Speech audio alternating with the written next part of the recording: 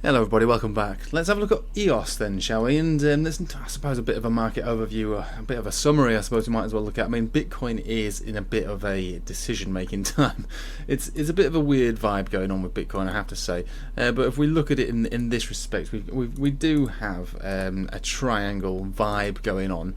And with this kind of vibe, it gives us, I suppose, the expectation that something big is going to happen, whether it's at the bottom of this triangle breaking down or to the top of the triangle breaking up.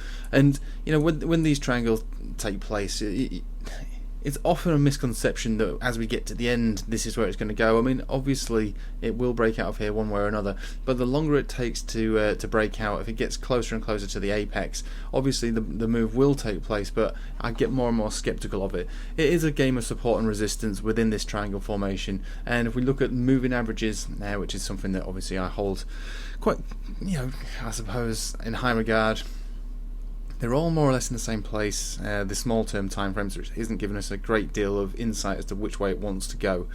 Now, there is an argument I would, and I suppose what I have been saying is that we do have quite significant bearish divergence on the weekly here. We've got one tap, two tap, and usually you get a third and you'll be out, and we've not got that third yet. And on the 3-day, we've also got the same kind of vibe. We've got 1, 2, almost 3, and then snaking off. It doesn't necessarily mean it will break down. We had bearish divergence going on the entire time. We went parabolic. There's plenty of bearish divergence on dailies and 4-hourlies all the way up. Never really played out.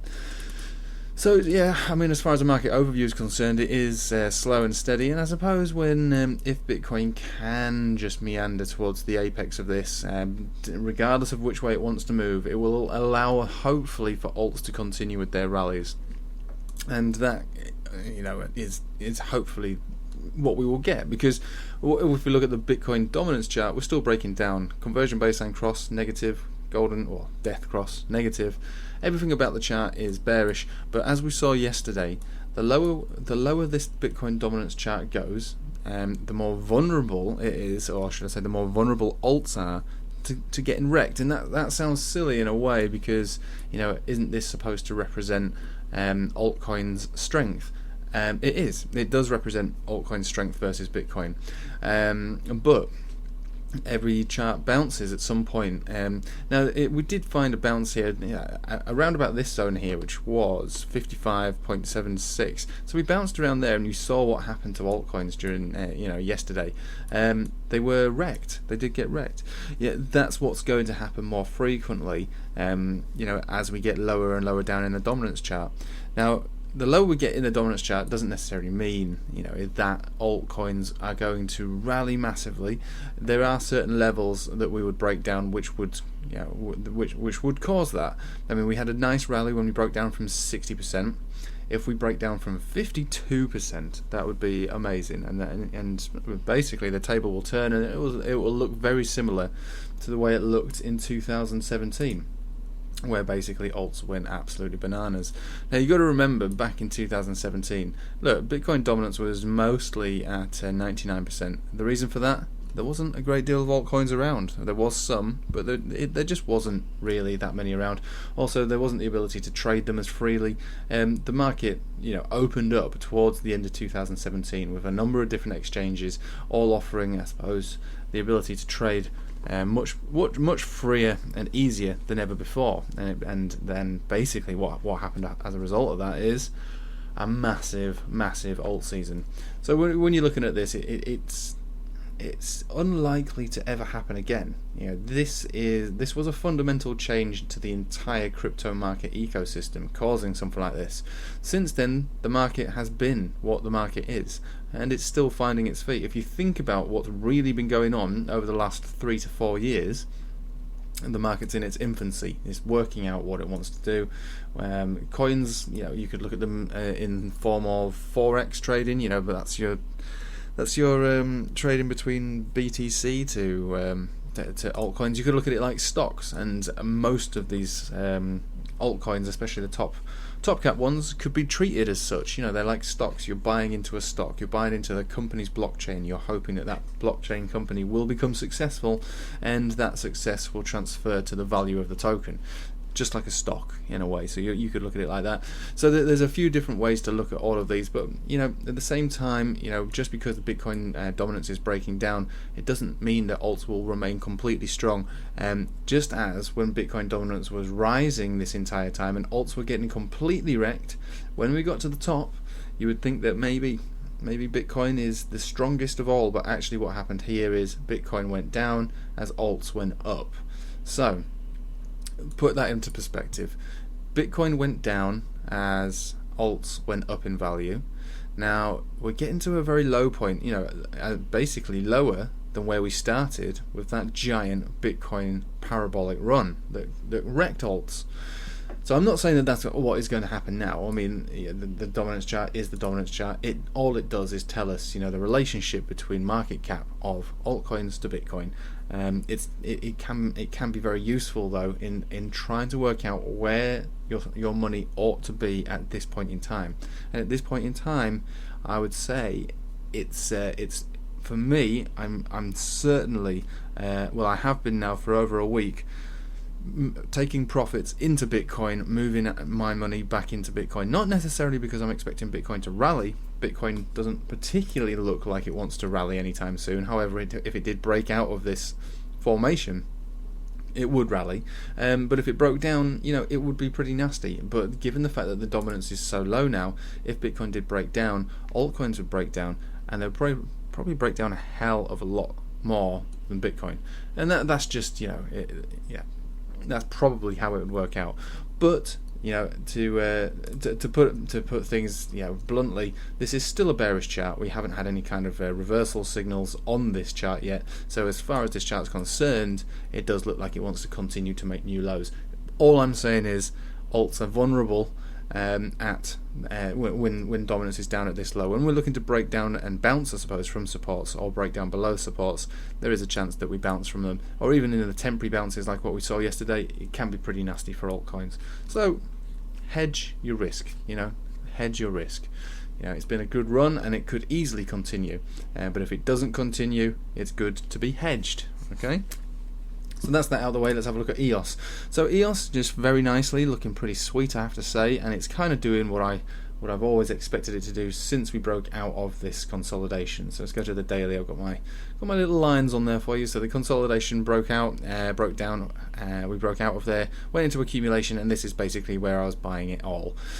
So since then, we have had our first big move. We had a breakdown, no big deal, and then another massive big move up to this resistance of $7. So 3 days in a row, touching $7. It's finding itself quite hard to break above $7. But if you look at the relationship between the supports, it is the 10 exponential on these 2 days in a row. So if the 10 exponential moves up in this kind of pace, we have ourselves another triangle formation that we're looking to play within.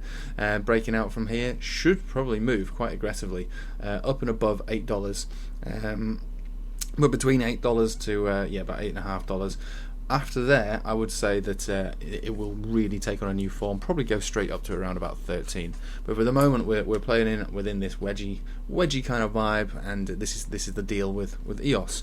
So again, when I was talking about EOS from when I first started making videos, I suppose at the beginning of the year, probably it was around about here when we broke out for the first time. This is where I started adding videos to this channel about EOS.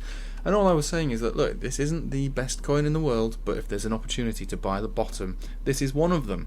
It doesn't mean it's going to do a 1,000,000% X or something like that. It just meant that. All I was saying was, this is clearly a token that's coming out of a long period of accumulation. So if there was a safe entry for, well, there's no such thing as safe entry, but if there's an entry for a token which is relatively close to the bottom and looking to make a full reversal, even if it doesn't go up to its all-time high, even if it just goes up to half of its all-time high, you'll be looking to do about an 8 to a 10x from just accumulating down in this zone.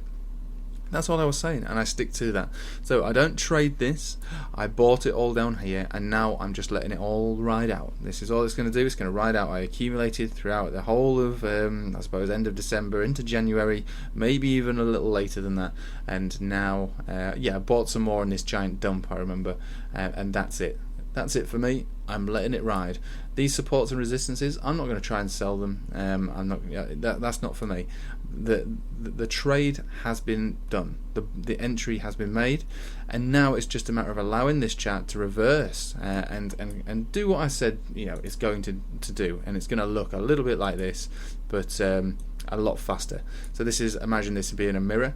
This is the reflection coming back at us, and essentially that's what we're kind of looking to achieve now, and we're kind of getting it now. So this reflection, this mirror image, isn't going to look like this. This has taken a lot longer. This is going to be a lot faster. So by the end of this year, this all-time high will be taken out. 15 shouldn't be a problem, and could even be looking at more significant highs than that. But for me, it's just a matter of allowing this to play out. I'm very, very confident that it will play out, and we're very unlikely to break down below the bottom of this accumulation zone ever again. Satoshi pairings is a different story, but Tether, or dollars or pounds or whatever it is that you're trading in, would be very, very unlikely to go lower than the original entry that we came in. So that is that really, and I'll leave it with you there. Quick overview of the Dixie. Surprisingly weak here.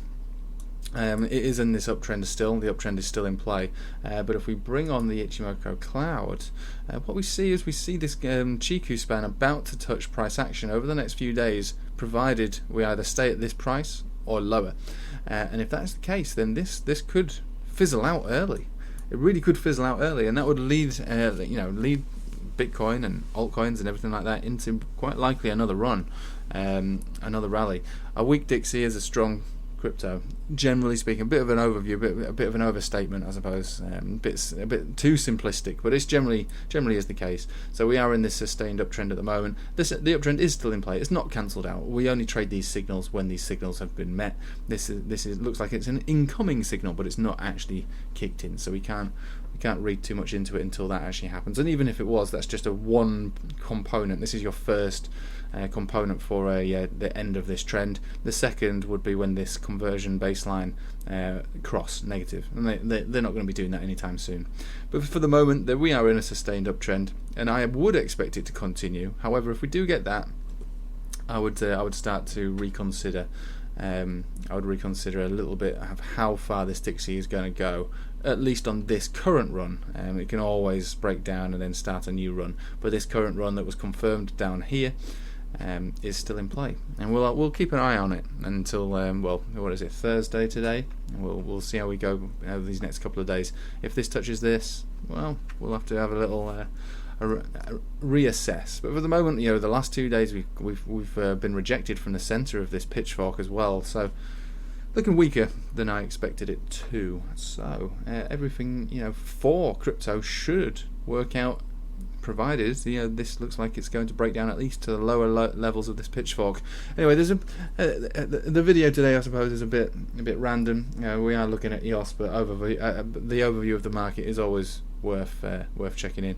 Anyway, join my Telegram, join the Patreon if you want to access the live streams twice a week. Other than that, I hope you have a nice day and take it easy.